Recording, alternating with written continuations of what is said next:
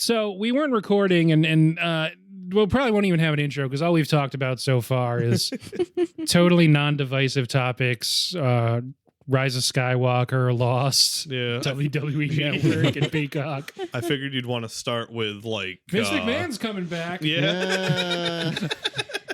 So I did see that news headline. Yeah, that was what I woke up to this morning somehow. Yeah. I was open Reddit and big letter, like Reddit decided that my number one news story was Vince McMahon's back. We got your number. Yeah. I didn't know if you wanted to start. I figured if you wanted to start, you'd say something like, "You're a pretty good podcaster, aren't you?" I had to keep rewinding the movie because I was like, I gotta nail a Jimmy Stewart for this. You're a real apt pupil. And it turned out I can't do a Jimmy Stewart. You're better than me. And I forgot any quote he says in this movie, so it'd just be me go like, "Raw." Oh, I usually just go with Mari. You on the moon, Mari? The one that I just end up doing Dana Carvey's impression of him because I just think of the scene where it's a Wonderful Life skit where they just beat the shit out of Mr. Potter. Take that, Mr. Potter, piece of shit. Kicking. Yeah, one of them. I don't know. I just think of on West Wing when Josh Malina's character gets there, and they all think he's called Bill Bailey, so they keep doing impressions at him, and that's not his name. Anyway. So needless to say, as you guys know, I don't know how to start the podcast yet, but it'll either be something like whatever I include of what we've recorded so far, or something along the lines of Welcome to Late to the Movies. This is a podcast where my friends and I get to fill in our movie blind spots. Each week we'll pick a movie that either I or a guest hadn't seen before and really should have by now. This week, continuing our not even really countdown, but our sort of chronological, kind of not even that exhaustive look at the top 10 of the latest Sight and Sound poll. This time, number 2, 1958's Vertigo. We've so far done Citizen Kane, Singing in the Rain, and now Vertigo. Your guest this week, left to right across your podcast aisle, we got Vaz. Hello. We got Bree. Hello. We got Sam. All right, so this week we're doing Vertigo. It was the first movie in, at that point, 5 decades to knock Citizen Kane off of its top spot on the Sight and Sound list. Actually, I guess the first movie and only movie to knock it off since it wasn't... okay, whatever. Bicycle Thieves is the first one. The next 5 are Citizen Kane. And then in 2012, Vertigo takes the top spot. This time around, Vertigo's in at number 2. So still very high and the highest ranking one that we've done so far this month. Before we get too into Vertigo, though, as we sit here, it is still the first week of January, which means I'm still thinking a lot about the movies of last year. So instead of just something you've seen recently that you want to talk about, if there's anything like from last year that was something you want to make sure people know they should watch, you can do that too, instead of our usual just something good you've watched recently. I've watched all the Lord of the Rings movies, and I have a lot of opinions. Oh, did you have been on the podcast last month? I didn't do that. I would like to talk actually for 3 hours about all of them, including the old Hobbit movie, which I also... we watched the first season of Ted Lasso, which I've heard from multiple spots is emotionally where you'd want to stop. But maybe not plot-wise. I thought season 2 was pretty much on par. Okay. I was told it gets more emotional. I don't know. Oh, I see. Yeah. I suppose that's fair. But yeah, first season was like a warm hug of a TV show, which is always nice. Yeah. So, Vaz, you have a letterbox that you obviously in our plug section at the end you can link to, but not until then. You have Babylon first. Yeah. How good is Babylon? I can't believe how much I love Babylon.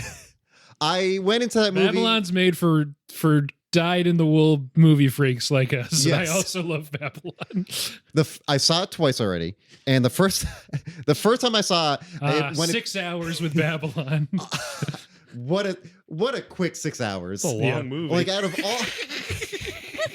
out of all the 3-hour movies I saw last year, that was like the one where I was like, "Wow, this is already done." I can't believe it. It's a really quick 3 hours and 8 minutes or so. I totally agree. I know a lot of people are like it's very divisive apparently. And People just want Damien Chazelle to fail because that's what. Oh, it's the La La Land guy. yes, Whiplash Man. This is Whiplash this was- Man. this I'm is sorry, fun First for Man. this is fun for me, someone who doesn't keep track of any movie news but knows enough about movies to Right. be like, why are you guys so crazy with it's that guy. Yeah, it's that guy who, like, by pretty much any metric, should be someone who. He's like our It's age, like- right? Or like a little older. He's like a He's little 30s. older. Like Yeah. he definitely did La La Land when he was like 29, He right? won or something. the Oscar. Or I think he was Whiplash, 30. rather. Yeah. He was like 31 He or was must something. be like Oh, I 28 think for he's Whiplash. 38 now, I then. think. If he won it at 32, and that was in Okay. 2016. He is 37. Yep. He turns 38 in 2 weeks. So, yeah. No, 2 weeks. You're very close. Oh, Okay, and that was happy birthday, he Damien will, Chazelle. he will be that age when this so. podcast. So the ceremony that year was probably around his birthday. Yeah. Should have been a little after. It's usually in February, right? Right. Yeah. Anyway, so by any metric, that should be a guy that people are really invested in as a young American director that's already won Best Director. But for whatever reason, I feel like it's internet people just wanting people to fail because They're young and successful and they're not established. yeah. And then there's like this weird thing that's also happening with the Fablemans where people are like, Hollywood keeps making the same movie about how good Hollywood is. The Fablemans doesn't get to LA until the last 3 minutes. Yes. Um, And it's not also- about saves how the day. good Hollywood Yeah. is. no, it's about how movies ruin Steven Spielberg's life. And it's amazing. And then I think Chazelle said it's like a love letter to movies and a hate letter to Hollywood. Yeah. Seems apt because it's like Hollywood like spits you up and chews you up and spits you out. Yes. Uh, And every main character either gets horribly chewed up or barely escapes with pre-chewed upness. Yes. And yeah, it's really good. It has some just amazing sequences in it. Yep. Some of my favorite performance from Margot Robbie. Also, the she's movie that made me. awesome. I love Margot Robbie, and I've loved her before, but this is the movie where it's like, oh well, she's one of my favorite actresses. Yeah. I'm excited for Barbie too. Oh, me too. Yeah, same. That's gonna be dope. Also, a big fan that Greta Gerwig is directing Barbie and Yeah. writing with Noah Baumbach. Yeah. Yes. Fuck. What was I gonna say? This. Oh, sorry. Go ahead. I think the sequence where they're first trying out sound, Yes, the Hello College sequence, as good as anything in Whiplash. I honestly, yes, I agree. It's Basically like the Whiplash vibe in a 10-minute scene. I guess I gotta watch Babylon. It's so good. How You're is not gonna really get through good. that movie. This is in 3 okay. This is an hours. honest question, and I know asking you two It guys zips. is a it sacrilege. really does zip. It has an amazing ending. It has like the pacing in that, like you never get bored. It just keeps Okay. going. So let's say Toby I have chronic Maguire ADD. shows up and brings them to hell or something. Like- I'm in. Yeah, Let's say I have chronic ADD. Just Oh, yeah, pretend. Could I watch this in installments, or do I need to watch it all at once? it kind of Probably works only in in installments. No, well that helps. Yeah. But like and when I- inevitably it comes out Yeah. on Yeah. Peacock. We coming out on Paramount. Okay. Yeah. We have Paramount, so. Yeah. I've had it since it was called CBS All Access. Yep, same. I strongly encourage people to watch it in theaters because it should be seen in theaters. I Ugh. feel like most things, and movies also currently bombing. So How I'd do you like it feel to get about some me money. watching it on a plane? I Really really small. not like that. There's multiple scenes of people sitting in a theater and watching movie. Yeah, It sounds No like scenes of people on planes watching movies. Though. Yeah. that would. Yeah, they but I feel like weren't exactly super popular back then. The planes. Yeah. No. And the movie Wright selection Brothers, was bad at that the was time. basically it. Yeah, movie selection. Yeah. Imagine the Wright brothers just somehow watching like a Charlie Chaplin movie while they're trying to fly. I installed the Nickelodeon on the starboard wing, Orville. You think the Wright brothers had transatlantic accents? Thanks, Wilbur. Is that what their names? I believe Orville and Wilbur. Yeah. Nice. Just blew out the mic, but I was excited. You want to do a Howard Dean like a 3-2? Ah, Get it fresh. yeah. Man, I don't want to vote for Ben anymore. Well, that's unhinged. disqualifying He's in this day unhinged. and age. Yeah, Babylon good is what I say. Same. Right now, my top movie of 2023 is Megan. It's also my lowest Only- ranked movie of 2020. It is the only one that I've seen in 2023. But I am legally changing my name to B3N to reflect my new favorite movie character. Actually, yeah, jokes aside, Megan was actually pretty good. Not that scary, but funny.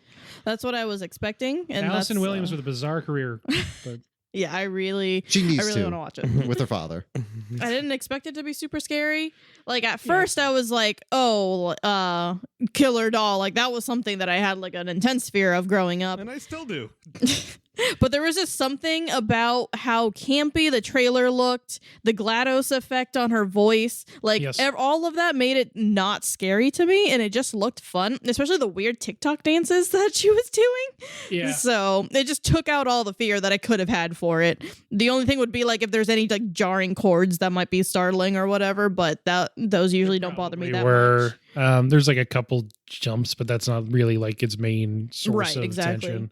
I think my biggest disappointment about Meg, M3 again, M3. Yeah, M3 again. is that there's no like robot movie that has a 2 in it before that came out, because there's Simone with the 1 in it instead of an I. Yeah. And then we true. had Megan with the 3. I just want, We just I skipped just one. want You that. had like Zachary, but it starts with a 2 or Yeah. something like Oh, that. God. The C in Chappie isn't the bottom half of it too? Oh, maybe I should choose Chappie. See, make sure. Yeah, well, it was all a joke until you had to watch Chappie. Yeah, time to talk about Vertigo. So, our disclosure forms, as always, we can just go around the room. Had you seen this film before? This is my 3rd time watching it. Okay. My first viewing, I thought it was like fine. Second time, I was like, oh, this is actually pretty good. And my 3rd viewing now, I really liked it. I was not expecting to like it as much as I did, and then I just loved it. Useful. Yes. I have not seen it. Okay. Yeah. Well, I had not You, only you've seen it by now, though, right? yeah. Yes. Okay. Oh, good. Yeah, sorry. Not only had I not seen it, other than the dolly zoom shot, I didn't know anything about it. So I didn't even know like the plot. I knew that's a lie. I knew so you Jimmy know- Stewart was in it. You know, like but I And know we knew they Hitchcock. use cameras, right? Yeah. I know it's a movie shot on film with a plot Okay. and a conflict. There were characters. It takes place on Earth. Which is in the Milky Way. All right. Yeah.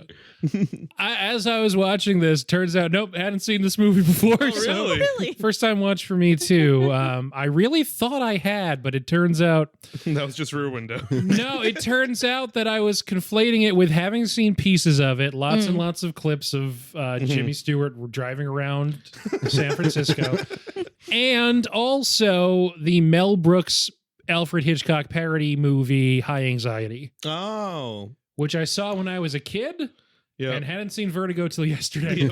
So, and I am not a kid. I watched Currently. that 70s show episode where they kind of make fun of Vertigo, and I think that stuck with me a lot. Because I was expecting to see a lot of shots of like of Jimmy Stewart hanging from something, but shot with like the dolly zoom down on Yeah. him, which is not in the movie. No. So I was like, oh, all those memories must have been that 70s show. Yeah, that's a bit of production. They pioneered the dolly zoom thing, which and hard to do. They had to do some of them horizontal with models and stuff. All fun. Only mentioned because in every time there's been a movie that we've had that has a dolly zoom, we call it out. So Yep. Jaws and Poltergeist, and there's been at least a couple others we've mentioned, but all good shit. So who wants to give us a 1-minute plot summary? Vaz usually has a funny one, but as the only person who's actually seen it before, you're not necessarily required. But I can try. It probably won't be as funny as a Vaz summary. it's fine. Go You for can it. try. All right. So there's a guy who's got like 4 names, mostly Scotty, and he's just having a battle time. Then there's a girl who's Midge that doesn't matter, and you don't have to worry about her. And then he's talking about going to see his old friend, and he goes to see his old friend. His old friend's like, "Oh, my wife's crazy," and he's like, "Yeah, the 50s, right?" And then he goes and follows around, and turns around, she might actually be like legitimately crazy. So then she jumps in the San Francisco Bay, and he has to jump in and get her out. And then he takes all her clothes off, which is problematic. And then she's like, "Hey, thanks for saving me, I guess. What's 30 going on?" seconds. And he's like, "Oh, I don't know, nothing." And then she has some problems, and then she falls out of a clock tower or a bell tower, and then she has to then he meets a girl that looks 15 seconds. He meets a girl that's just like Von stuff. Boz is speeding me up, just like Jimmy Stewart speeds her up into 5 turning her seconds. into a different girl, and then they walk back to the same clock tower. It's a different girl. It's the same girl. Vertigo. It wasn't a clock tower, so No, we are gonna have to Yeah, do it's a all over bell again. tower. You're We're gonna have to do it disqualified. again. I'll do it again. No, you No. don't have to do it again. That's really got in my head. You got it all in there. Yeah. So, Vertigo. That's the theme, the main Yeah. theme. Hello, Yeah. hello. Don't call me Dun, Vertigo. dun, dun, dun, dun, dun, dun, dun, dun, dun, dun. Wow. As we all know, Bernard Herrmann's score is iconic. Everyone loves it. Great music Everyone's in still this movie. talking about it. Yeah, Yeah, They're Herrmann- like, Hans Zimmer. Who's that guy? Yeah. Get This him ain't out. no Herman. It's a guy who's just ripping off Bernard Herrmann. This is he worked a lot with Hitchcock, and I feel like music is always important in Hitchcock movies, but this one is whoa, so good. As someone who had seen it before, That's me. I'm wondering if a lot of us had the same idea, which is I'm glad I watched this not earlier today because I feel like it's taking a little while for me to sort of wrap my arms around this movie. I don't know if that's maybe why you didn't like it at first, and I don't know how you guys are feeling now. Probably the first half of the movie is kind of slow. It is largely just Jimmy Stewart driving around San Francisco, seeing the sights, going by the bay, having a good time in San Fran. And then it builds up in the second half. But if you that's where more the the plot stuff happens, or the overarching stuff. Yeah. And I think I don't know if I just missed that when I first saw it or if I just didn't click for me then. But with multiple viewings, it definitely helped me out. Yeah, I feel like this would be one that would love to see in a theater because I feel like at home I have too many possible distractions. Not that I was on my phone the whole time, but I definitely felt like a couple times oh man, he's back in his car. Yeah, I missed the Alfred Hitchcock cameo because I was checking a text or something. It's right before he goes and sees his good buddy who tells him about his he wife. walks by with Yep, a horn. yep. I looked it up Yeah, afterwards. it was, I was like, I don't even know where in the movie this happened because I missed this establishing shot while definitely looking at a text or something. Yeah, it was a trumpet case or something. He Yeah. walks by with. This I liked it a lot though. I liked it. I haven't watched, to be completely honest, I have not watched a lot of Hitchcock. I have not watched a lot of old movies either. So that kind of, it was really important while I was watching it to try to take it through. I knew the dolly zoom thing ahead of time. So I was like, oh yeah, they're using the dolly zoom a lot. That must have been really cool. We don't need to skip to this plot wise, but that dream sequence that happens halfway through, I'm like, oh, seeing this in theaters in the 50s was to conk you in the friggin' head. Yeah, this is not that you've been on every episode. This is coming 6 years after Singing in the Rain and just thinking about the way that movie looks, the way this movie looks. And it's important to keep that in mind. This movie came out before my mom was even born, and I have decently my parents also had me older as kid, so it's a important thing to realize this is a generation before even your parents that are in this movie or that are doing this movie. And the pacing is a little off for me. Again, I do think maybe rewatching it will help. But I was kind of surprised when I got done thinking this is a good movie, especially for the time. And it's tough because with contemporary movies, it kind of takes some of the wow factor away because you've seen it and people have taken from it. But I feel like there's Hitchcock movies that are better. So it's interesting to me to think that people that know a lot more about movies than I do have sat back and landed on, not only is this the best Hitchcock movie, but this might be the best movie of all time. Yeah, I totally know what you mean. Bree? So I liked it. I liked a lot of the symbolism in it. I loved the use of color. God, yeah. Oh, yeah, the use of color is amazing in it. I liked the story. I didn't really like the plot. I think there was a lot of suspension of disbelief that had to happen. And I know the movie's supposed to be very dreamlike. You're supposed to kind of follow along with Scotty's delusion, I guess. But I like a lot of his other movies better. So I like Rear Window more, and I like Psycho more. But yeah, it was still a good watch. I had to go back and watch like the last half of it. It wasn't this morning. It was like earlier today. But yeah, I don't like how the beginning is paced at all. I think not only do I think it's slow, there's just so many unnecessary scenes, and they don't even add to like the cinematography. Like, I think it's just a lot of him driving around in front of a green screen that like I just don't feel like it needs to be there. Like there's no color symbolism in it. There's nothing like special to them. They're just added scenes. I don't know if they wanted it for length. But overall, I think it's a good movie. I just don't think it's even his best movie. Yeah, this was at first it was sort of I don't want to say like baffling, but it was a little bit strange. And as we were going through the movie, I was like, okay. And then he ends up in the sanitarium, and it seems like the movie's ending. And like, wow, that was freaking I weird. paused at that moment to see how much time we had left. It was like 40 minutes. Right, And I'm like, yeah. oh, okay. Yeah, right, exactly. And I feel like I was definitely getting more into it in that last act, the last Yeah. third of it, when I was like, oh, okay, this is what he wanted to talk about. Is this like not just the visual stuff that's happening must have been like mind blowing, but how many other movies are like quite this sort of like depraved and like pretty well, fetishistic and like perverted. It's probably not a thing that a lot of people were like doing at the time. But yeah, so I liked it a lot more then. And then like thinking about it more, going back and rewatching some parts and doing some reading on, like you said. So it's sort of like impossible to separate it. And from the reason that we're doing it for this month, right? Like, okay, so why is it this one? Mm-hmm. I've seen a lot of Hitchcock. So when you think of Hitchcock, you don't think slow. No, certainly not. You don't think sort of like listless, Yeah. which this movie can kind of be like. And yeah, just thinking about more, watching it some more again, I definitely got more on board. The thing that stood out for me, even on a first watch, not that should be impressive, because like, oh my God, the colors in this movie. Oh, yeah. Just insane. Anytime there's reds or greens, you're like, whoa, that's the most red a thing's ever been. I thought there was a point where they're like in the restaurant and he sees Madeline for the first time. The walls are like that, like maroonish red. Yeah. I thought they had used the technique where you like paint over the actual film, because it was so bright and like nothing else looked like it belonged in the same set. But no, that's just the Technicolor. Yeah. Like that wasn't paint on the film at all. And she gets like Actually, it was in Panavision, wasn't it? VistaVision. VistaVision. There we Yeah. go.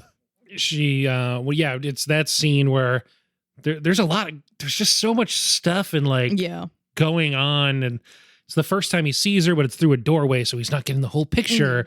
And then she walks away and there's mirrors, so you don't actually know which one's the real her. Right. Like, okay, yeah, I get it now. Lots of symbolism in this. But yeah, I was just trying to like, kind of hold on at the time. And yeah, I even feel like the red, they kind of like light up a little bit behind her when she's wearing the green, and it's like really popping. But yeah, so Jimmy Stewart in this movie. This is the fourth Hitchcock Jimmy Stewart collab. Rope, Rear Window, this. Man Who Knew Too Little. Yep, that's it. And I think this is the last Man Who one. Knew Too Much. Man who knew too much. The man Too who knew little. too The little. second one. The man No, who knew I'm too pretty little. sure that was Jimmy Stewart and Alfred Hitchcock. No, Man Who Knew Too Little is a phenomenal Bill Murray 90s movie. This is unironic Starring endorsement. Go watch The Man Who Knew Too Little. Starring Jimmy Stewart. Yeah. No, phenomenal. No, I'm pretty sure that was his last film. Phenomenal. Directed by Alfred Hitchcock. Yeah. Phenomenal Bill Murray. He came back from People the dead to sleep do on it. 90s Hitchcock, but I think it really rips. He got really into Gen X. Yeah, Um, yeah. Sex Lies on videotape. I thought that was really good from him.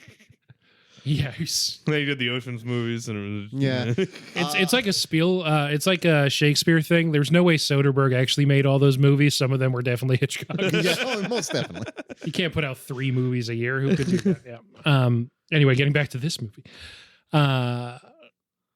Yeah, I came down on a sort of like feeling of the first time I watched Mulholland Drive, which there's movies that you watch like that's amazing, and then you watch another movie, you're like, I still love that other movie, Mhm. but it maybe would have been cool to watch this one first.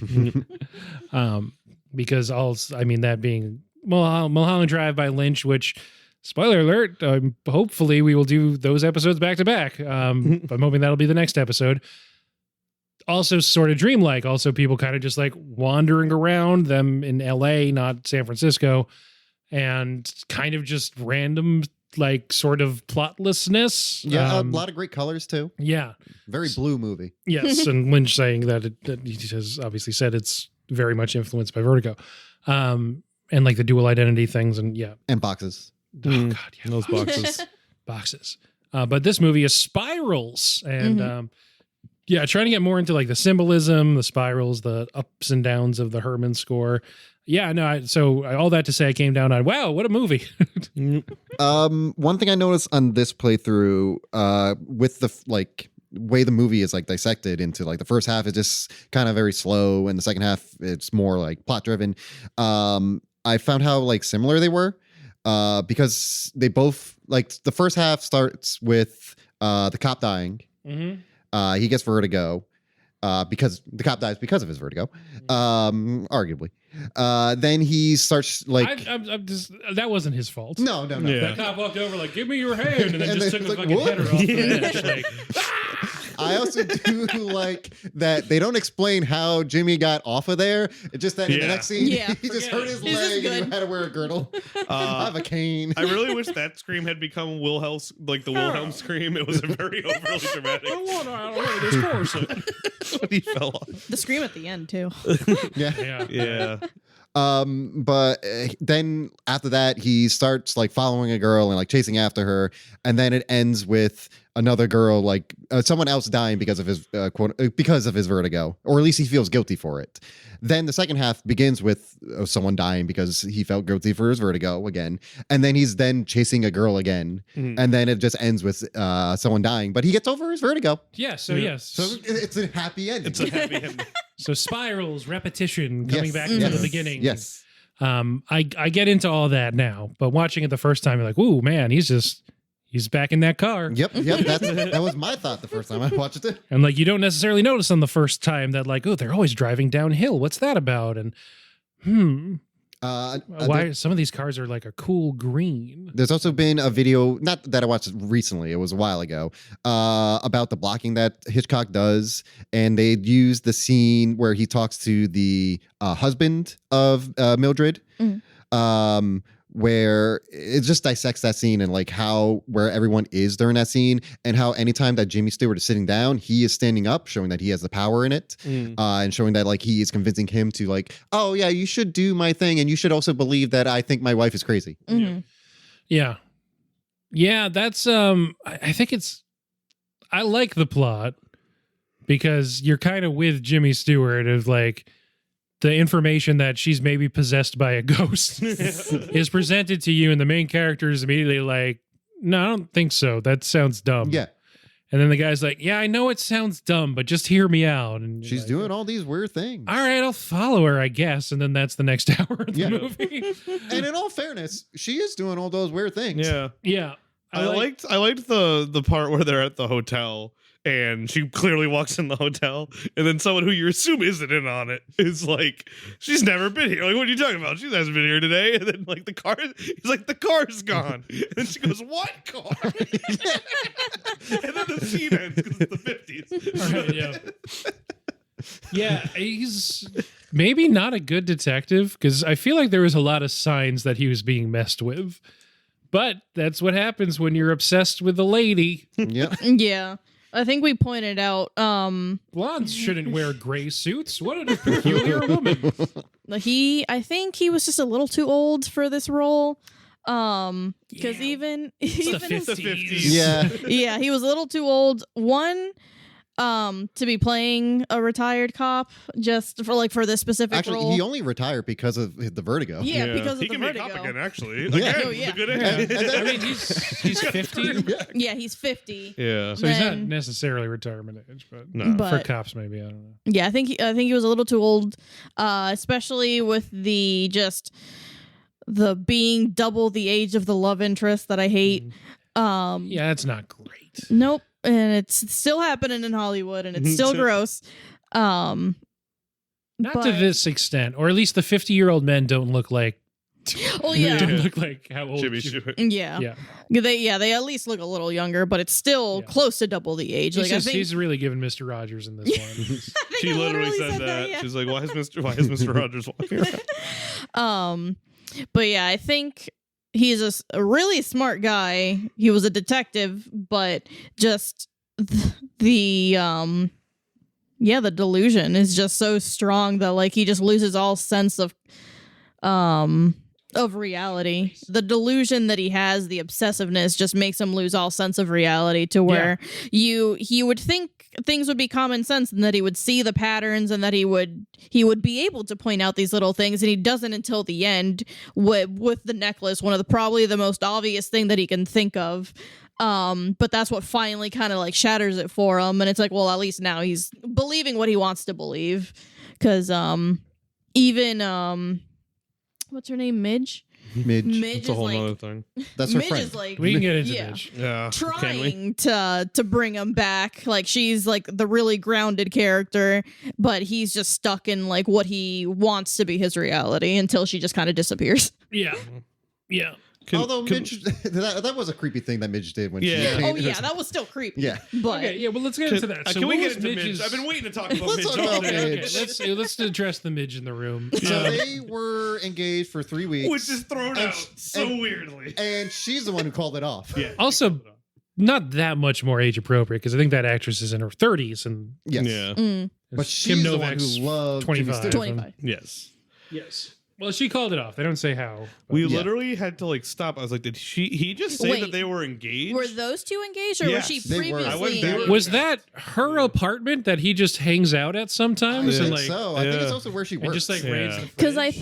I thought that she was engaged to someone else, Nah, and I now went- she's pining over him. I went back and checked. He literally says, and we were engaged. One were for, engaged for yeah. 3 weeks. Like he so was. why and was he's- she pining over him? I don't know. No, and she's why still did he? in love with him. And why did he But say she it? for some Like, reason. it off. why did he say it like She someone with regrets it. dementia? Like he didn't remember. I guess. Like It we was were exposition. engaged, It right? was banter. Yeah. It was banter. I guess. Oh, that makes And that is so that- much weirder. And that's like her brassiere design / like art studio. Yeah.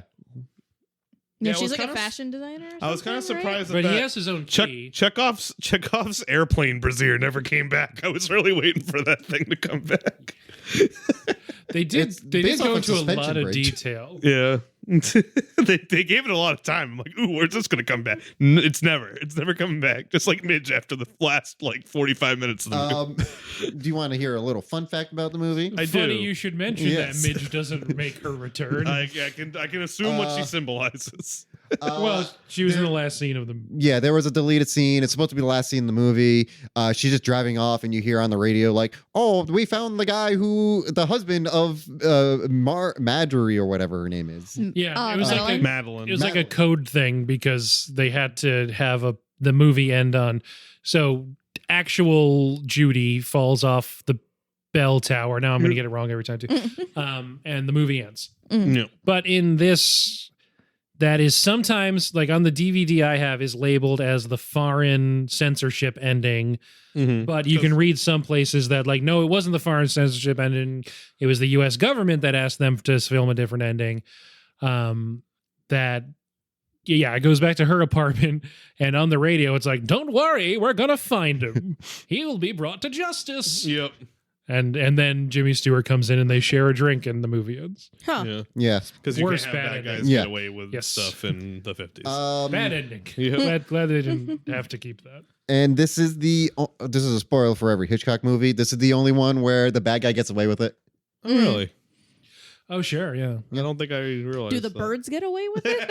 Yeah, Oh, they're this is still in true. charge. Yeah. I actually didn't remember that one. So I guess the but- birds do. I guess there's two.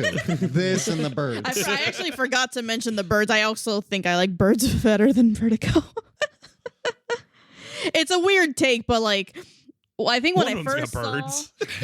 I think when I first saw, But I just the love birds. birds. When I first saw the birds, I think it was in high school.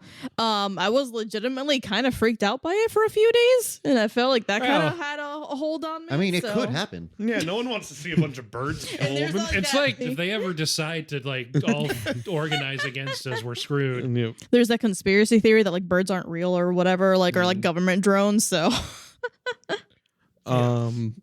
Buy birds aren't real merch on the internet. so Midge. we assume Midge, or at least I assume, I can't say we. I assume Midge symbolizes his connection to his past life. So when she walks out after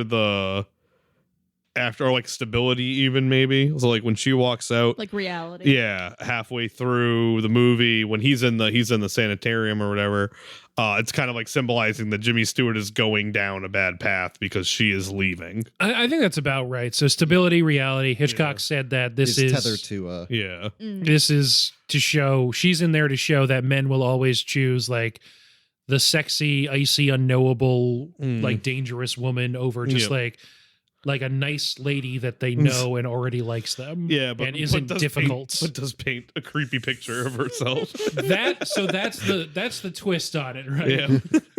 Is what was her end game with the portrait? that they would have a good laugh. Like she, don't know. like you know what? Let's not I'll put a fight, lot of Mitch. effort into recreating this portrait with my face on it, and he'll just laugh and Better have laugh. that dinner another night. And now it's Connery. Now I've got Connery. Well, she's See here, gonna go Mitch. with it, like, win him over and like have him stop chasing after the mystery woman is my guess, because that's a real weird thing to do. But like I've heard of girls do weirder things like to keep a Yeah. man's attention, so like I that's mean- not that weird compared to other things. Completely. It's like boardwalk parody painting level Yeah. painting of herself. And I don't know why she thought that was going to work, but yeah, I'm not a lot of smart characters happening. Actually, one thing that I thought was weirdly smart near the end, I know jumping around, but near the end when they're walking up the tower together and Jimmy Stewart is like calling out, you know, like, I bet you're a good swimmer too, you know, like and all that stuff. He Which says is a compliment, I Yeah. should say. You're- She should be you're a thankful. very and she apt goes, pupil. "Yes, I'm an excellent swimmer. I can am swim an really pupil, good. thank you.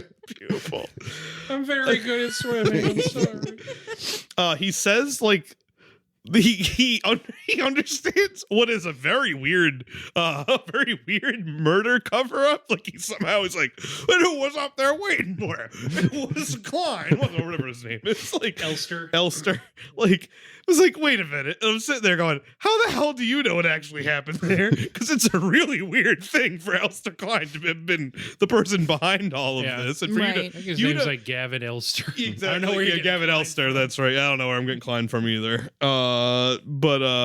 Yeah, Gavin, it's a weird jump for him to Yeah. make just based off of the necklace. Well, he knows that there was the body of Yep. Right. of a Madeline Elster, and that was he there. knows for sure it's her because the necklace is so. Yeah. And But- something about sentimentality. But then the hand wave is he's a sentimental. detective. And I was like, oh, I guess we can write that off. Like it's his Yeah. literal job to figure this stuff out. So Hitchcock went back and forth on whether or not to include the letter writing scene when Jimmy Stewart does originally run into Judy. Yeah. Because that's the only, because the whole movie, it's first person, Yeah. perspective from Jimmy Yeah. Stewart. And this Yeah. is the only time where it breaks that. And he ultimately actually wanted to not include it, but then the producers were like, "You got to include it," and so Because the audience just too Yeah. dumb. So the other ending, if that isn't in, that really changes the rest of the movie because you don't actually have positive confirmation that that's what's happening until just think he's torturing this woman. until he's completely yelling at innocent her in the woman. bell tower, Yeah. and she's confessing, Yeah. which is probably like a more traditional structure. And Yeah. even then, But instead, you have I think it adds an interesting dynamic instead to the final act of the movie. Yeah.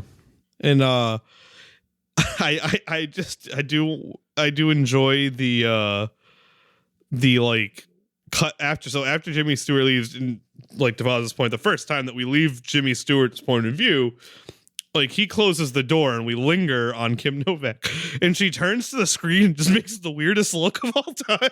Like she's just kind of, like, you know, this doesn't play for a podcast, but she's like, and I thought, is she going to turn into a demon? What's going on here? But no, she's going to confess to accessory to murder.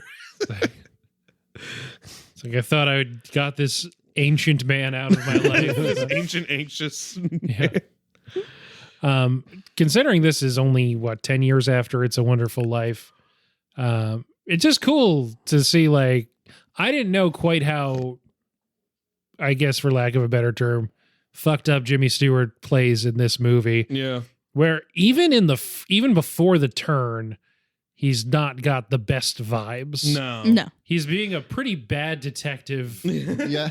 And I know him and Elster weren't like close friends, but they seem to be like slightly more than acquaintances. Yeah. Mm-hmm. And that's just like, he's just being rude and taking not just advantage of the position that his friend has like hired him to be in, but also of this woman who, to his knowledge, is having some kind of mental break. Yeah. So he's not exactly covering himself in glory. And I know he's not supposed to be. Yeah. But yeah, I'm just saying, like, for Jimmy Stewart, that's not the picture of Jimmy Stewart that you necessarily have For the in your head. Yeah, for the first half. Oh, sorry. Go ahead. No, you can go. The first half of the movie, I was just like, oh, 50s probably. Maybe this plays better in the 50s for him being a hero. And the last half of the movie, I'm just like, oh, he's not a hero. Nope. Okay. No, not at all. He kind of plays more darker characters. Even in It's a Wonderful Life, he gets kind of dark occasionally. Obviously, he true. needs to commit suicide. That's fair. Because I saw It's a Wonderful Life at the Fathom event the last month in December. Oh, for nice. It's a Wonderful. Yeah. And Ben Mankiewicz, I went to the Fathom event for Mr. Smith Goes to Washington in November. So okay. Yeah. But he was talking about, like, Jimmy Stewart made this movie right after, like, World War II, where he was a bomber in there, and he saw, like, serious action, and, like, he kind of came back, changed a bit, and, like, he had, like, a just darker tone to him. And I think, especially in this one, I really loved his performance of just playing like someone who's just like lost it and has gone unhinged and can't get over this moment or his vertigo. Yeah. No, I agree. I think he's amazing in this movie. I also do want to throw props to Kim Novak, who I think she's really good, especially in the second half where she's playing someone who like needs to have this secret but is still in love with Jimmy Stewart, and also like it's trying to just hold it all back. And I think she just does a great job. Yeah, it's hard to do that desperation while also still trying to like compromise and stuff. But like there's so many layers to that character and that performance at that time. Like I think there's pretty common memes that go around about how dudes can't tell that a woman is the same person if she's wearing different makeup. And I guess I have that problem too, because the same trick works on me with Naomi Watts in Mulholland Drive, where she's like maybe 3 different characters, and there's always like this dissonance of like, I think that might be her, but I'm not sure. She's a blonde woman. Yeah, right. She's hard to tell. And with this one, I'm like, it's a different person. Her hair's brown. So it has that same quality of like kind of just like scratching at your brain of like, this could be the same person. It could be a different person. They're styled so differently, but are similar enough. And yeah, you know, it's just not only that, but the whole physicality of the way she's playing the 2 characters. One of which is, you know, she's always Judy, but when she's playing just Judy or Judy acting as possessed Madeline. Yeah. Madeline and Catalina or Carlotta. And Carlotta Valdez, yeah. We haven't mentioned yet. And yeah, props to, you know, pouring out. Real quick side note. We were watching this and it dramatically cuts to the gravestone and says Carlotta Valdez. Being a fan of Harvey Danger, who was famously saying flagpole sit up, which you might know as I'm not sick, but I'm not well.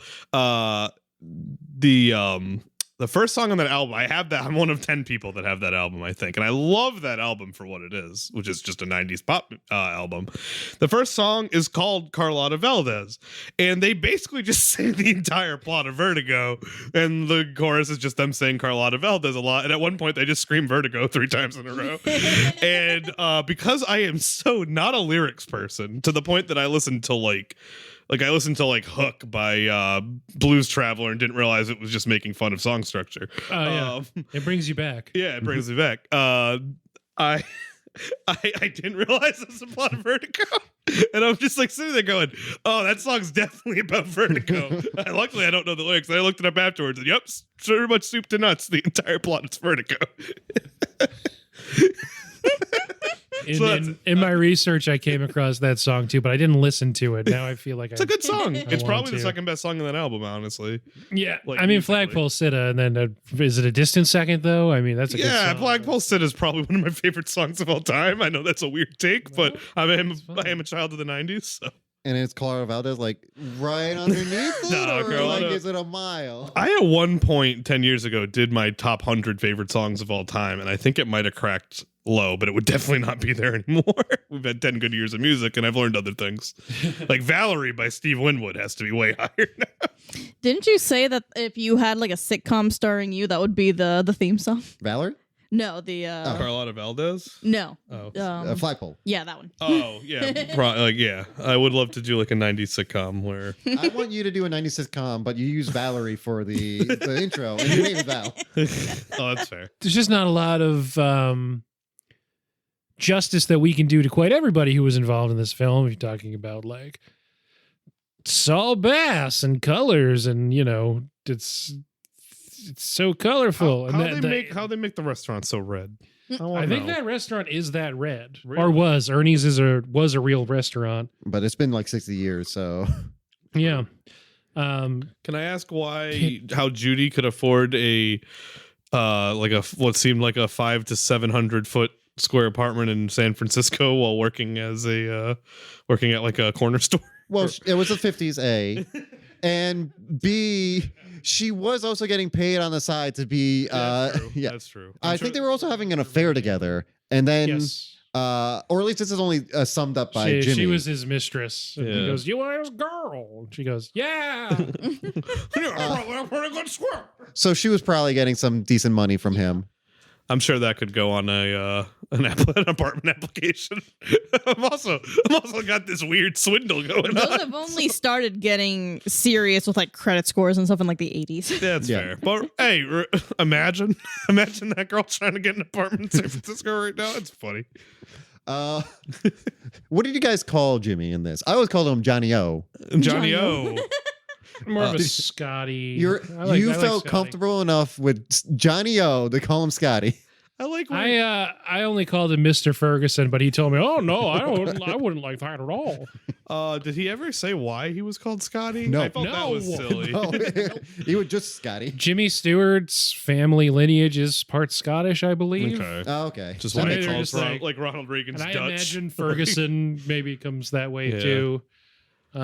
I just remember the SNL bit where Dana Carvey, I think, as Jimmy Stewart, just keeps calling Ronald Reagan Dutch over and over. So the opening titles to this movie are awesome, and Yes. this happening in the 50s, most are just sort of the static playbill style titles, and then this is not necessarily the first to do this, but near the first to make a reason for them to actually show them as part of the movie. Usually they were considered a separate thing. Sometimes they were even projected onto the curtain, and then they would end, and then they'd open the curtain for the movie to happen. But yeah, I mean, the titles in this you wouldn't really separate from the movie. Was there an intermission for this? There wasn't, right? There's This was past not in intermissions? in this version, but I don't Yeah. think there should have been. I I mean, forgot it when was 2 movies- hours and 8 minutes. I forgot when movies stopped doing intermissions. This wasn't that long. Yeah, Death too. Proof. Yeah, good Yeah, call. probably Death Proof. That's probably the last one. RRR has an intermission, but it's not in the Netflix version of it, so whatever. And I guess when it showed is at AMC's in America, it doesn't have an intermission either, supposedly. I didn't see it in AMC. I can't tell you. The sequence where he has his nightmare, that, like we've said before, really must have The probably you know. actually scared people back then, I would Yeah, assume. it's pretty freaky. Yeah. I like when his head's floating. And Yep. I love that. That's so Yeah, good. that was coming really towards the good. camera, or like Yeah. they obviously are just like blowing a piece of his hair Mhm. out of place, and like, hey, he's gonna look so freaked out, man.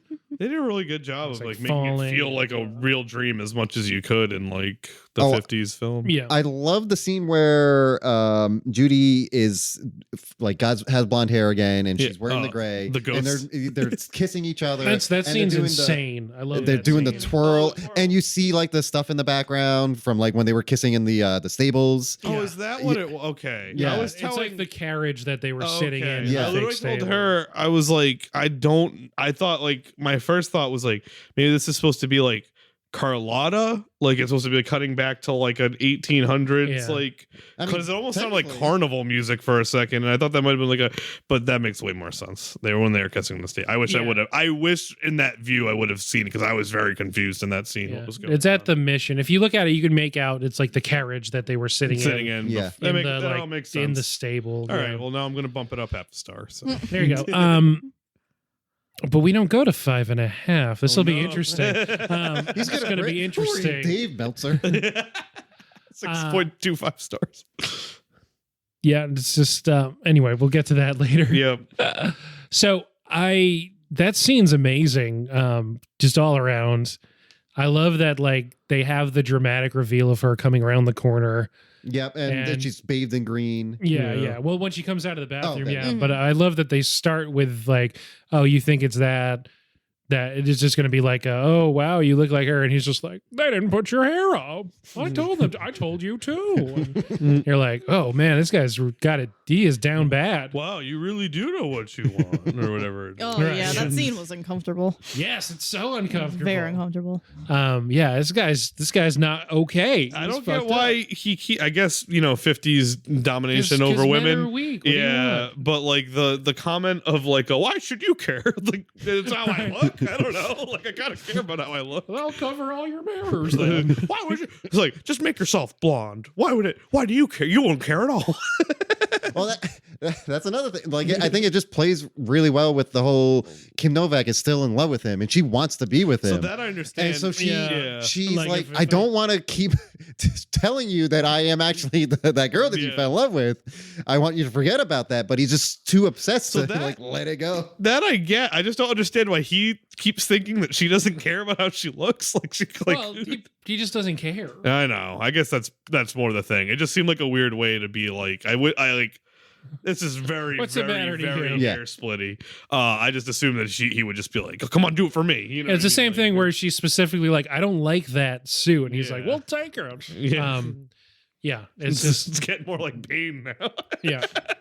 Yeah, we'll get to Bane eventually. Well, we said he's Scottish, right? Yep. Yeah.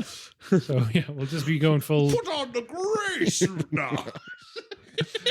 The ones that we keep accidentally doing are Connery and Bane. So it's Scottish, our two most famous Scottish actors.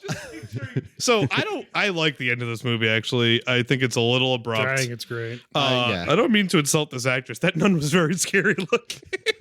That was She was like, supposed to be. Yeah, they nailed so it. for a movie that wasn't like, this isn't horror, it's you know, Yeah. suspense thriller. whatever. Yeah.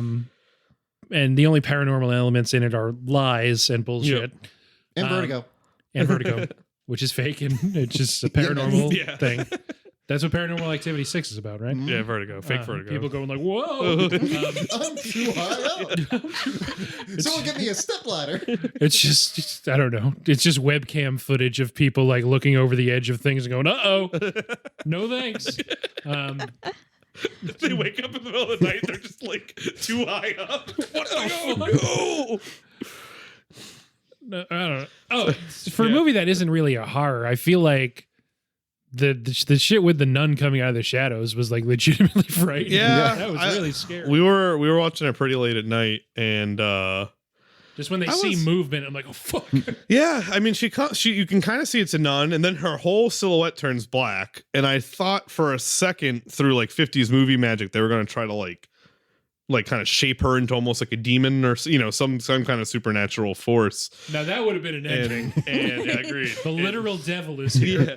And then she comes to, and like again, not to be mean to this actress, but she is a very startling looking person. I'd have jumped too. Yeah. When after Kim Novak falls and Jimmy Stewart like walks out onto the ledge and looks down, you're like, oh yeah, he needed another emotional shock. Now he's cleared his vertigo. He can look down. Yep. So happy And ending. you see, it's like from where he was standing to the edge, 5 feet, Yep. and she was not a tall woman. No. She jumped. She jumped. So it's supposed to be that she gets JK. so startled because she jumped. She is in. He's like holding her and but stuff, then so she's she, off like, balance. and then she like yeah. And he was already freaking her out. Yeah. She's on edge. Literally, she's near the opening too. And Yeah, she's startled. I think it's also supposed to be probably wearing heels. She was definitely wearing heels. Those were some tall heels. I was legitimately frightened when he like first like led her up to the very top and she like topples over to like the wall. Like you see she's wearing like 3-inch heels or something like that. She's going to fall off that ledge. And then she does. But she's startled. But you don't see that it's a nun at first. She's just kind of in the shadows. She probably thinks that's the ghost of the woman that she was complicit in killing. I mean, at that point, she's racked with grief and guilt Yeah. because she feels responsible for that lady dying. She does too. remember how good of a swimmer she is, though. So Yeah. she's at least confident about that. I think there's more down there. That's that. But yeah, she in all of that like emotion and stuff, she probably thinks that's the ghost of Madeline. I like that read on it. That's how I saw it. I also read some stuff last night that said that this is all like a giant allegory for Alfred Hitchcock's mistreatment of actors, and which I don't know if he's that self-aware for, especially in '58. Well, but I don't know. I did also read somewhere else about his like obsession with blondes because he like in any of his colored movies you see like all the main women are blonde. Yep. Maybe in his black and white ones too. I have no idea. Yeah. Who did Zimbabwe? The birds. Yeah. The birds are blonde. But like, and there's also like if you see pictures of Alfred Hitchcock's wife, she looks almost just like Midge. Really? Huh. Yes. And like his obsession of like trying to find like this perfect blonde woman is almost similar to what Hitchcock is doing. I mean, what Jimmy's doing in this. Woof. And I think this is another thing of like why people love this movie so much is because they know a lot more about Hitchcock history and that kind of stuff. And so they have more like substance for it to like look into the subtext of all this. It's him being like, you gotta stick with that Midge because if you start aiming higher, woof. people are just gonna be falling from bell towers all around you. And she'll just paint you a weird painting, so she's fine. Yeah, every now and then you're gonna get a weird painting. Hold on. Just gotta grin and bear it. Yep. Just look at the just be happy about her space bra, and everything's fine. Bridge bra. Bridge bra. Bridge bra. It's a bridge bra. I think it was a guy who worked at the airport that designed it after a bridge. Oh, yeah, it was a guy who designs airplanes, designed the bra. Yeah, I guess that was to just introduce you to the idea that there's a suspension bridge in San Francisco, which I think most people know. I would like to also happily point out this might be the first San Francisco based movie that revels in being from San Francisco that doesn't have a weird scene where they drive down Lombard Street, all just like the weird like creaky street there. Like, whoa. Funnily enough, Jimmy Stewart's apartment I think is on Lombard Street. Yeah, probably. It makes but sense it's just like a block from the crooked part. goddamn like 90-degree angle it is. Yes. I have gone to San Francisco. You have to wait in line to go down that street. Jesus. Yep. Yeah, when we went, we looked at it and went, yeah, that's the street. You can see it better here than if you were on it. Yep. Anyway, San Francisco, cool town. Have you been there? I've been to San Fran. I really like San Fran. Yeah. It's an easy city to walk around. Yeah, it is. It's always a little chilly. 90-degree hill. It's good for you because you've always got a scarf handy. No, there's one McDonald's in it, and other than that, no chain restaurants in the entire city, which is kind of cool. Huh. I did not know that. For food I was reasons. not Really into that. foodie place, a big foodie Yeah, place, huge right? Yeah. foodie place, They got a cool jail. Even there, like quote unquote, like not like great places to live in have like really really good restaurants, both from a like hole in the wall standpoint and like an actual like prestigious restaurant standpoint. They built a whole crazy set out in the bay for the movie The Rock. You mean Alcatraz? No, that's what they built that. That's They built there that for because the of them. It's like how the Rocky production left the statue of Rocky behind in Philadelphia. They just They left the Rock behind. yeah, that For the city of San Francisco. no one ever won. Everything you heard about Alcatraz is fake. Yeah. Well, fun fact about The Rock is when they built that set for The Rock, Alcatraz. Yeah. What about apparently Birdman that's of what it's called. Alcatraz? No, so The Rock is based off of that movie. Oh, And then they were like, we can actually build like an island over here. okay. Yeah. All right. Exactly. Because The Rock was based on a book that was written by Dwayne The Rock Johnson. Yes, obviously. It's a biography. but years before any of these movies were made, because The Rock's a vampire. Oh, I really muffed this one up.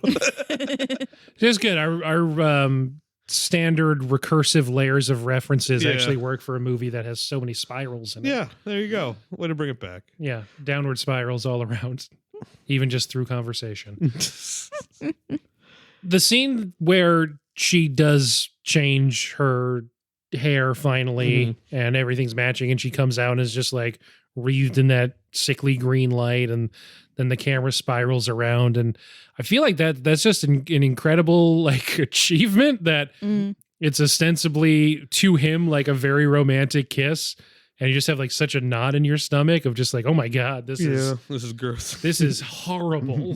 What a terrible thing that is happening to these people. I wonder how that hit in the 50s. I wonder. The movie flopped. itself Yeah. didn't hit in the 50s and was hard to find for quite a while. I did read that he bought the rights to the movie and it didn't really become widely available until he died or something like that. Yeah, until like the 80s was the first time it got like re-released or Yeah. remastered and I mean, something like that. almost same thing happened to It's a Wonderful Life. No Yeah. one cared about it when it came out. And then just because like, oh, well, we just have it on syndication, so we'll just put it on television around Christmas time. It's kind of crazy to think about like something that's like Vertigo that since like all of our lifetimes has been around, whether we've seen it or not is, different. But like I've always known Vertigo is a well-regarded movie. Like, the AFI in 97, I think, put it like 9 or something like that, which like was, to be honest, my first like foray into what a really good movie. It's like I watched that countdown and I was like, hey, Toy Story is like 99, or whatever, something stupid like that. But then That's how like they get you in. Yeah, It's not and with then- Toy Story. now. exactly. And then classically just knew nothing from then on, really, because I hadn't seen movies. Like I was 7. And then it got to Forrest Gump and you were like, I'm back in. I'm back in. Here I am. But yeah, like it's kind of crazy that a thing from like, so like my dad was born in 53. This movie came out when he was 5. I haven't talked to my dad about this movie or this podcast or anything, so I don't know. You never told him about this podcast? How did it know? Oh yeah, he knows about the podcast. But like let's say I assume he didn't watch it when it came out because he would have been 5. Wouldn't have really been a hit movie for him. Big kid movie. So then he doesn't watch it till like the 80s. Probably in all honesty, he might not have seen it ever, but like to think about like a movie that came out when he was 5 not being zeitgeist until he was in his 30s, like literally it wouldn't have, like in our lifetimes it wouldn't have been out yet. Like just anecdotally, it just seems crazy to think. Like I know that still happens. I know we still like stumble Classics upon and movies. stuff happen all the time. But like to think about that not happening yet, like in For sure, in 4 years we're gonna find out about like, oh man, have you guys seen The Faculty? Like wow, what a great Jon Stewart's in it. Who would have thought? Let's do some ratings. On a Ratings. scale of 0.5 to 5 on any scale of your choosing to be uploaded at a date to be determined by me when I feel like to our Letterboxd page that's late to the movies. Just look for it on Letterboxd. It follows both Bree and Vaz and me. It's a little self-dealing there, but whatever. We'll upload it there. Just can't use a scale of stars. And I don't know, Vaz, you want to kick us off? We'll do 5 blondes out of 5 blondes. Ooh. I'll do 4 out of 5 Jack the Rippers. Oh, I just yeah. really like that line. Yeah, that's a good line. I feel like I gotta do 4. I'm gonna say 4.5. Can I do 4.5 or is that illegal? You can. You can do halves. I'm gonna do 4.5 good swimmers out of 5. I had to. Yeah. It was such a good line. Just five makeover montages. Out of 5. We didn't even talk about like speaking of being a good swimmer, the 4-point sequence, which is awesome. Yeah. That's the biggest a bridge has ever looked on camera. Oh my god, that's a really good. Yeah. I also Jesus, starting out so far and then getting closer to her, Yeah. and then she just casually jumps in. Oh, I was telling Bree, and hopefully this just wasn't like my audio being off. But I really like that she jumps in the water and the cord is on like Jimmy Stewart's reaction, which I feel like is much more realistic to how people take in information. Right. Like she jumps in and then it hits you like, oh shit, Or like I yes. gotta go jump in Yeah. this water right yeah, now. for sure. It felt delayed to me because nowadays, you'd Yeah. hit the cord when she jumps, but because Yeah. that's just more stirring. But Yeah, the cord being on his realization because there's a pause when it comes back to him, and Yeah. then the cord happens. Yeah, so the cord being on the realization is a really good touch. Yeah, and then have you guys ever seen? jumped in the San Francisco Bay. Have you guys ever jumped in the San Francisco Bay? You guys ever Don't band-aid me. seen Redwood Forest in person? I have. No. I wish Am I did. Am I the only one? I have too. Okay, good. They're awesome. So we part. I don't remember walking around a ton. I remember probably being there for maybe an hour or two, and like a lot of like sitting and staring, not necessarily that. It's kind of incredible. It's probably the closest thing you feel like being on like a Star Wars set or something like that, because like it's Okay, well, because yeah, it's one specific Star Wars movie. yeah, I'm not gonna say which one. But we all know. yeah, but like, yeah, I mean, I don't know. Like the trees don't seem like earthly. They're No. huge. They are beyond huge, and you can't see. Like it's dark. Like down like it's, yeah. it's visible, obviously, but like Yeah. there is a lot of sun blockage. It's incredible. I will give it that. Yeah, no, it's kind of weird that they just walked around and kissed each other, but She pointed out the thing and was like, "This is Yeah. where I was." This is where I died. this is what Did I you do. guys do that when you were there? This is where I died. I had to point off the bark where I assumed I will die, but Okay, I wanted to do the ratings before we get to a game. is Hooray! this a game where Voz just annihilates us, or is this No. okay? I'm going to keep it purposely vague so anyone can play. As funny as the Spiderhead reveal was in the last game I that played was on your podcast, So fun. This might be the first game we've done since then because I just haven't been putting together games. But this one I figured a fun game because I came up with a fun title for it. So I'm going to describe in pretty vague detail the plot of a movie to you. And you guys I'll do like 1, 2, 3 shoot, and you'll hold up a 1 if you think it's a San Francisco movie, and a 2 if you think it's the other option. That way everyone votes at the same time. And I'll have a tiebreaker if it's tied at the end. The name of the game is why am I even telling you this? We play this all the time. It's a game that's sweeping America. It's called a San Francisco Treat, where I describe a plot of a movie. You tell me if it's a movie set in San Francisco or a movie starring Treat Williams. Who? it's a good start. And by starring, I mean he's in the credits. Who is Bree that? has to Google Treat Williams. Everwood was your generation, right? Everest? Everwood. Oh, I thought you said Everest. He I named don't- his son Ephraim. I don't think he was in Everest, and he was not. Chris Pratt was in that TV show as a real jerk. I don't know who this is. That's okay. You got a 50-50 shot on all of these. And you're not saying the name of the movie, correct? You are explaining. Explaining He's the playing plot. the plot. I'm more just trying to think of San Francisco movies. I can think of a 2. I can't think of one. Was the French Connection? San Francisco? No, famously no. I can think of one. It's in France. Oh no! Damn. Oh, pick a number between 1 and 12. I have 20. 12 of them. Let's start with Bree because I didn't appreciate that. Fair. You said 1 through 12. 1 through 12. Let's do 6. And I'm using a vagified version of an IMDb plot description. That's Okay. what I'm doing for these. And really just like the one sentence on IMDb. So I guess that's more of just like I don't know. I can't like think of log anything line. Treat Williams has been in for movies.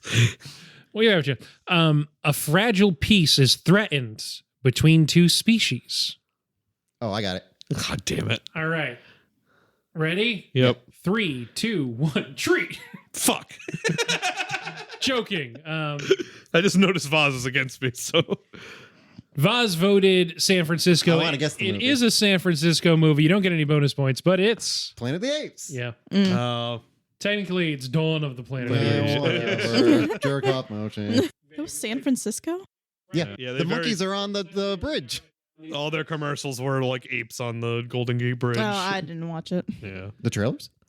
The commercials? Probably not. Pick a number between 1 and 12. This'll be 1. okay. A man takes on a case that involves him with 3 eccentric criminals and a gorgeous liar. 3, 2, 1, tree. I guess is my shoot for this one. That is a San Francisco Hey, suck it, Vaz. movie. And as the 3 eccentric criminals and gorgeous liar and this man, played by Humphrey Bogart, search for the most famous MacGuffin in cinema history, the Maltese Falcon. Wow, I that's should have got embarrassing. that. You have a Maltese Yeah, I Falcon in your know. house. I own a Maltese Falcon. I thought it was Maverick with Mel Gibson. You're thinking of Tom Cruise. Damn. Everyone's got 1 point. Vaz, pick a number. 3. In this sequel, the main character has to rescue characters from the first film, along with her reluctant partner. 3, 2, 1, treat! Bree's the only one that gets points. No! It's a Treat Williams picture. Do you know what it is? No. I thought I actually knew what it was. Miss Congeniality 2. Oh, okay. I'm gonna save my guess because I recently just thought of a new San Francisco I movie think I know what you're thinking of. that includes Lost Things. And back to Bree for a number, I think. Yes. Oh yeah. 8. This movie takes place over about 15 years and is about a few characters, including people who work at a newspaper. I guess including Treat Williams. Including Treat Williams playing himself. No. All right. 3, 2, 1, treat. You all got this one. It's a San Francisco movie. Is it Citizen Kane? No. It's Boyhood. Is it Boyhood? Zodiac.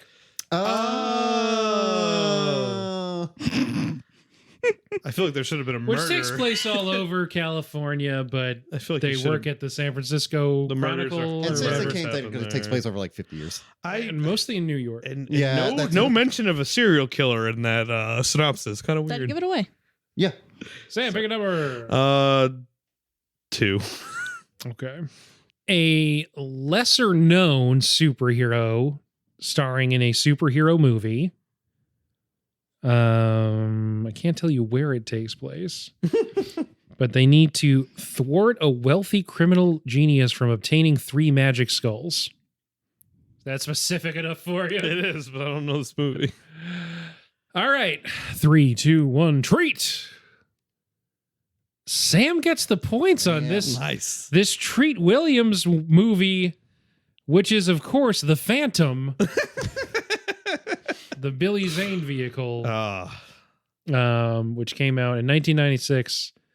I guess got him Titanic. Pre-Titanic. I was gonna say not even the Billy Zane Heat Check movie. Just I've never seen The Phantom. People say it's actually good. That movie came out on my birthday in 1996. Oh, nice. when Did you turn go 3. to see it? Yep.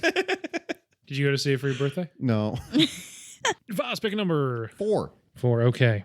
This movie stars someone we've already talked about tonight and begins with the main character in one city, but then has to use a helicopter to get to another city to rescue his daughter. Oh. 3, 2, 1, treat! Vaz and Bree get the points on this one. San It's a- Andreas? It is San Andreas. Like, I can't be like I was 2 trying to- cities in California. I was trying to think of helicopter movies, and I got confused. You were thinking Black Hawk Down? Oh, I was thinking Taken. I thought no, actually, there's no helicopter in that. No, I'm sorry. I was thinking Taken because of the daughter. There's a daughter, yeah. And I was actually thinking something else, but I think I think of another movie that I thought might be San Francisco that I was fighting back and forth between. But I think that one is in San Francisco. I don't want to mention it. Fun fact about Taken, it's one of the few movies with daughters in it. The other one being Blockers. Of course. Famous. After 6 questions, Sam and Vaz both have 3. Bree has 4. Yep. Cool. So in that case, you pick a number. 12. A man leaves the family ranch in Oklahoma and heads to a big city where he's rapidly embraced by a youth group. A group of youths, not like a specifically like a religious. Yeah, not necessarily religious. Okay. All right. 3, 2, 1. Treat. I almost said shoot. You all picked Treat Williams. You all got a point for Hooray. the 1979 Hair. Ooh. Look at that. Sam, pick a number. 3 still available? I don't think so. No, we used it. I'm going to go with 11. Okay. I'm mostly picking numbers that I know are available. We're supposed to. Yep. I forgot, though. A former Prohibition-era gangster returns to his former home to once again confront the ghosts and regrets of his old life. 3, 2, 1, treat.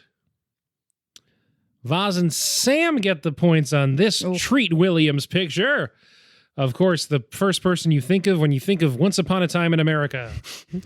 Sergio Leone. I just assumed there wasn't a lot of gangsters in the movies that take place in San Francisco. So.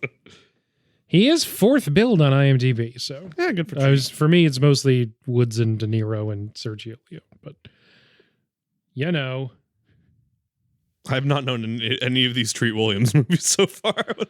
I haven't seen. Maybe I've seen Miss Congeniality 2, but I haven't seen any of them. I've seen Once Upon a Time in America. Mm-hmm. Was it good? Not really. Never checked. Okay, I was like, I never checked I it know out, but people love it, but like I just said, could I not get into know it. those people are involved with it. I wouldn't have known Treat Williams was. All right, then back around to 5, baby. Okay, number 5, or you have 5? That, both actually. Yeah, I think we're all tied now. A young woman discovers a secret about her, where she comes from, and then has to. This one also has makeover montages. 3, 2, 1, treat. Yeah, you all get points. It's the Princess Diaries. It is the Princess Diaries. That's the one I was hoping for. That one's in San Francisco. Yeah, Kay said I had to put that one on there. She did that one for me. I'm guessing. I'll leave it for the end. Never What? mind. No, there's one in my head that just. There's no way it's gonna be in here. Okay, I guess we'll find out. We'll find out. Bree, pick a number. What numbers are left? I don't know. We have 6. No, we have 7. I think 7, 9, 10, maybe. Well, let's just do 10. Okay. This was a reboot of sorts for a long-running but not always connected series starring the same character. 3, 2, 1, treat. Vaz and Bree get points. Ooh. That one was one of the vaguer ones, but do you know what I'm talking about? Rocky is not. Something like that. Stars a real big guy.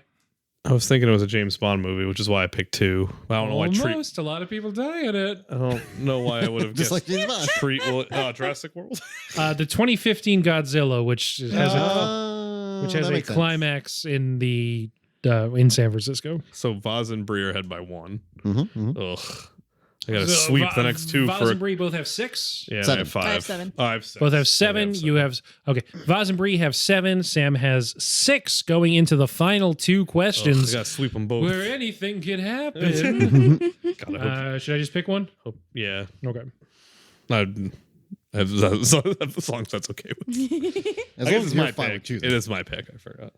A parent comes up with an unusual plot to spend more time with their children. 3, 2, 1, treat. Bree gets a point. It's a San Francisco movie starring Treat Williams. Robin, starring Robin Williams. Oh, it's Mrs. Doubtfire. That is it. I actually I'm only looking at the page now, so I scroll down to be like, is Treat Williams in this? I mean, Just making sure. it was around the time that maybe he was in Mrs. Doubtfire, but I don't think so. And it is set in San Francisco. Pierce Brosnan's like the only other person I can think of in that movie besides like the family. Sally Field. So, Like right, besides the family. Oh, Besides Sorry. the family. I did add that after you started saying Sally Field, but yeah. All right, Bree has 8, Vaz has 7, Sam has 6. But if there's a tie, then we can also do a tiebreaker. we're going to sudden death. We We'll can kill do each other. Well, never mind. And hopefully we'll win. I was gonna say we could do my tiebreaker, but they already know it's a San Fran movie, so that wouldn't work so well. A young child becomes more of a young adult and learns how to deal with their feelings. I got it. 3, 2, 1, cheat. Treat. Cheat. I did cheat. I looked at what Vaz said and then I did not. It's the treat. I did assume when Yeah, Vaz. everyone Yeah. voted for the same thing, so the scores will stay the same. Yeah. It is indeed a San Francisco film. Is it Shazam? No. Oh, okay. I assumed when Vaz knew what it was that he would know it was in San Francisco and not be like, oh yeah, Treat Williams is in that movie. Fair enough. It's Inside Out. Oh, yep. That's in San Fran? That's in San Fran. I don't think Yeah. I remember that. I know they moved from They- Canada because she likes hockey. Oh, so I want to guess the movie that Holty's been thinking of. Yeah. Is it Homeward Bound 2? Lost in San Francisco? Lost in San Francisco. I did say the characters were lost in, so yeah, it's the subtitle of that movie. So Bree wins, then Vaz, then Sam. Good job, Bree. That's Can't probably, believe I'm probably bringing because up I put a lot of eggs. Speaking of Sally Field, I put a lot of eggs in the Homeward Bound basket. The ratio was 8 San Francisco movies and 4 Treat Williams. The tiebreaker, I had a couple in mind. One was going to be what is the stand-in name for San Francisco in the GTA games. Oh, I know it. Oh no, San Fierro. Mm-hmm. It's in San Andreas. Yeah, yeah. It's San Andreas is like is it California? I think they say it's the county yeah, or the state. because they also have Las Venturas, which is Vegas, but they Yeah. say that's. I don't think that's. Yeah. You get it. You get it. I get it. And the other tiebreaker I had was in this movie, a man goes on a trip to a city and takes a boat to an island, but then ends up going to another island where he has a surprisingly good time. And The Isle of Dr. Moreau. so 3, 2, 1 treat. What do you guys think? One of the islands is Alcatraz, so I'm putting one up there. It is indeed a San Francisco story, but it's not a movie. That happened to me. And Angel Island, pretty cool. We liked Alcatraz a lot, and obviously Yeah. like Alcatraz, but then Yeah. for another thing that's like all the tickets that were just to Alcatraz for the day sold out. But then there's like we've got this other park that the National Park Service like you can go to if you get this ticket. So we had to get that ticket. So we went to Angel Island, and it's like the Ellis Island of the West Coast. Huh. And so it's where all like Asian Yeah. families came in. And it's pretty dope. So highly recommend if you go there. It has like the best views of Golden Gate Bridge too. Oh, cool. Yep. Okay, we should end the podcast so we can just. Oh stop yeah, recording. true. We're gonna- Podcast done. You can find us on Stitcher, Spotify, Podcast, Podbeans, Google Podcasts, Apple Podcasts, iTunes. You can email Noah at late2themovies@gmail.com. You can find our Instagram at late2themovies_podcast. We put up a fun poster every week. Still have to figure out how to do the Citizen Kane one. That's coming soon.